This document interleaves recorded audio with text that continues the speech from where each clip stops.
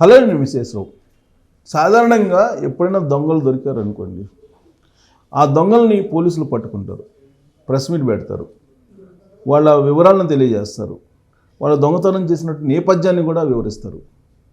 అవసరమైతే జేబు దొంగలకు సంబంధించినట్టు ఫోటోల్ని ఆర్టీసీ బస్ స్టాండ్లలో, రైల్వే స్టాండ్లలో, ఇలా పబ్లిక్ ప్లేస్లో ప్రదర్శిస్తారు. అలాగే దొంగలను అయితే అరెస్ట్ చేసేసి జైల్లో పెడతారు తీసుకెళ్ళి.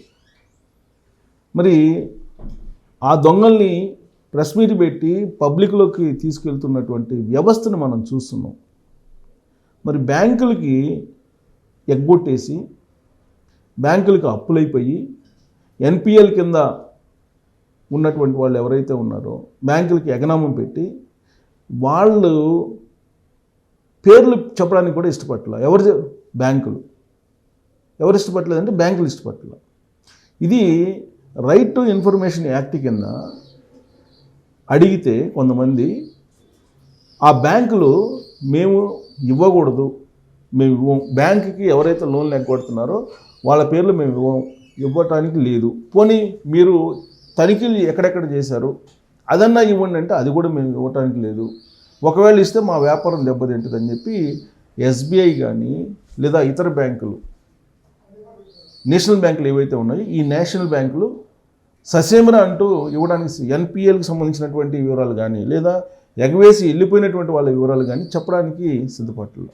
విచిత్రమైనటువంటి పరిణామం ఏంటంటే మీకు గుర్తుండే ఉంటుంది, నరేంద్ర మోడీ గారు 2014 ఎన్నికల సందర్భంగా బ్లాక్ మనీని తీసుకొస్తాను, అది కనుక వస్తే భారతదేశంలో ఉన్నటువంటి ప్రతి ఒక్కళ్ళ అకౌంట్లో 15 లక్షల రూపాయలు జమ చేయొచ్చు అని చెప్పి చెప్పారు ఆయన. నిజంగా ఆయన బ్లాక్ మనీని విదేశాల నుంచి తీసుకొస్తారని చెప్పేసి అనుకున్నారు, ఆ ప్రయత్నం చేశారు. కానీ అంతర్జాతీయంగా ఉండేటువంటి ఆయా దేశాల్లో ఉండే చట్టాలు ఇవన్నీ కూడా కఠినమైనవి. ఆ దేశాల నుంచి బ్లాక్ మనీ తీసుకొచ్చే పరిస్థితి లేదు. అయితే ఎవరెవరు బ్లాక్ మనీ స్విస్ బ్యాంక్కి చేరింది, అక్కడ స్విస్ బ్యాంకులో ఎవరెవరు దాచుకున్నారు అనేది ఒక లిస్ట్ ఇవ్వమని చెప్పి సుప్రీంకోర్టు చెప్పింది. సుప్రీంకోర్టు చెప్తే సుప్రీంకోర్టుకి ఇచ్చారు సీల్డ్ కవర్లో. అయితే సుప్రీంకోర్టు ఏం చెప్పింది తెలుసా, వీళ్ళ పేర్లు బయట పెట్టకుండా రహస్యంగా ఉంచాలి అని చెప్పి కేంద్ర ప్రభుత్వం చెబితే సుప్రీంకోర్టు కూడా అలానే అంగీకరించింది. అంటే కేంద్ర ప్రభుత్వమే ఎవరైతే బ్లాక్ మనీని స్విస్ బ్యాంకుల్లో తరలించారో, అవినీతి పనులు ఎవరైతే ఉన్నారో, బ్యాంకులకు ఎగ్గొట్టి విదేశాలకు వెళ్ళిపోయినటువంటి వాళ్ళే ఉన్నారో వాళ్ళ పేర్లు బయట పెట్టడానికి కూడా కేంద్ర ప్రభుత్వం సిద్ధంగా లేరు. సుప్రీంకోర్టు కూడా అదే చెప్పింది. అదేమంటే వాళ్ళ వ్యాపారాలు దెబ్బతింటే వాళ్ళ నుంచి రికవరీ చేసే ప్రయత్నం చేస్తున్నాం కాబట్టి వాళ్ళ పేర్లు బయట పెట్టకూడదు.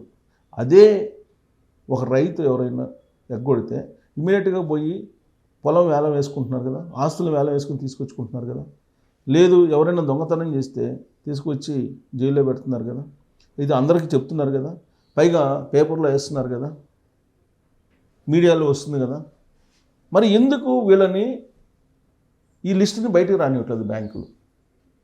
ఆర్టీఐ కింద అప్లై చేస్తే సమాచారం ఇవ్వాలి. సమాచారం ఇవ్వకపోక ఈ బ్యాంకులు వెళ్ళిపోయి చీఫ్ ఇన్ఫర్మేషన్ కమిషన్ దగ్గరికి వెళ్ళి మేము ఇట్లా ఆర్టీఐ కింద అడుగుతున్నారు నార్మల్ పబ్లిక్, ఇది మేము బయట పెడితే మాకు నష్టం జరుగుతుంది కాబట్టి మీరు దీన్ని ఇవ్వకుండా ఉండేలాగా మీరు చెయ్యండి, ఆర్బీఐ ఒత్తిడి తీసుకొస్తుంది ఇవ్వమని చెప్పి. కానీ ఈ ఆర్టీఐ పరిధిలోనే దీన్ని తొలగించండి అని చెప్పి ఈ బ్యాంకులన్నీ వెళ్ళి సిఐసి దగ్గరికి వెళ్ళి సిఐసి దగ్గర ప్రెజర్ చేస్తున్నాయి. అంటే ఎగవేతదారులని, ఎన్పిఎల్ని దాచిపెట్టడానికి ప్రయత్నం చేస్తున్నారు బ్యాంకర్స్. దీనికి సంబంధించిన న్యూస్ ఇప్పుడు హల్చల్ చేస్తుంది. వాస్తవంగా ఇలాంటి దొంగల పేర్లు బయట పెట్టాలి, ఎవరెవరు ఎగ్గొట్టారనేది డిస్ప్లే చేయాలి, అసలు యాక్చువల్గా పబ్లిసిటీ ఇవ్వాలి, కానీ దాస్తున్నాయి. పైగా ఆర్బీఐ చెప్పమన్నా కానీ బ్యాంకులు ఇప్పుడు వచ్చి మేము చెప్పకుండా ఉండేలాగా మీరు చీఫ్ ఇన్ఫర్మేషన్ కమిషన్ దగ్గరికి వెళ్ళి మీరు ఆ రైట్ టు ఇన్ఫర్మేషన్ యాక్ట్ పరిధిలో ఇది తీసేయండి, మేము ఇవ్వలేము అని చెప్పి చెప్పడం అని అంటే మామూలు విషయం కాదు. దీనికి సంబంధించినటువంటి న్యూస్ చూద్దాం. సో ఇక్కడ ఎన్పిఎల్ ఎగవేదారుల పేర్లు బయట పెట్టలేము, సిఐసి ముందుకు ఆర్బీఐ బ్యాంకుల పంచాయతీ. ఇది ఎట్టెళ్ళిందంటే సిఎస్సి దగ్గరికి వెళ్ళి ఈ సమాచారాన్ని మీరు అడగకూడదు అని చెప్పి చెప్పించాలంటే ప్రయత్నం చేస్తుంది. ఇక్కడ చూడండి, సమాచార హక్కు చట్టం కింద రుణ ఎగవేతదారుల పేర్లు, మొండి బకాయిదారుల వివరాలు ఇచ్చేందుకు కూడా బ్యాంకులు ఇష్టపడటం లేదు. సమాచార చట్టం కింద అడిగినప్పుడు ఇన్ఫర్మేషన్ ఇవ్వాలి, ఎగవేతదారులు ఎంతమంది ఉన్నారు, ఏంటి లిస్ట్ ఇవ్వాలి, అలాగే మొండి బకాయిలు ఏమేమి ఉన్నాయి, ఎంత వసూలు చేశారు, ఎంత మొండి బకాయిలు అనే వివరాలు ఇవ్వాలి. కానీ బ్యాంకులు ఇవ్వడానికి ఇష్టపడలేదు. చివరికి తమ తనిఖీల రికార్డులు బయటపెట్టేందుకు, పెనాల్టీల వివరాలు వెల్లడించేందుకు కూడా ససేమిరా అంటున్నాయి. అట్లీస్ట్ మీరు ఎప్పుడెప్పుడు మీరు తనిఖీలు చేశారు, అలాగే మీరు తనిఖీలు చేసిన రికార్డు వివరాలు అయినా ఇవ్వండి అంటే దానికి కూడా ఇష్టపడలేదు. సో ఆర్టీఐ కింద ఈ సమాచారం వెల్లడించాల్సిందేనని భారత రిజర్వ్ బ్యాంకు మొట్టికాయలు వేసిన, ఆర్బీఐ చెప్పింది బ్యాంకులకి మీరు సమాచారం ఇవ్వండి అని, అయినప్పటికీ ఇవ్వని చెప్పి బ్యాంకులు మొండికేస్తున్నాయి. ఈ విషయంలో ఆర్బీఐ తమను ఒత్తిడి చేయకుండా అడ్డుకోవాలని, ఎవరి దగ్గరికి వెళ్ళి, ఏమేమి బ్యాంకులు వెళ్ళినాయి, SBI, bank of Baroda, yes bank, ఇవి ఆర్బీఎల్ బ్యాంకు, ఇవి చీఫ్ ఇన్ఫర్మేషన్ కమిషనర్ సిఐసిని దగ్గరికి వెళ్ళాయి. ఆర్బీఐని మమ్మల్ని ఒత్తిడి చేస్తుంది, సో మీరు అవసరం లేదని చెప్పండి, రైట్ టు ఇన్ఫర్మేషన్ యాక్ట్ కింద ఇది ఇవ్వాల్సిన అవసరం లేదని చెప్పండి అని చెప్పేసి ఆర్బీఐకి మీరు సూచన చేయండి అని చెప్పి బ్యాంకులు అక్కడికి వెళ్ళాయి.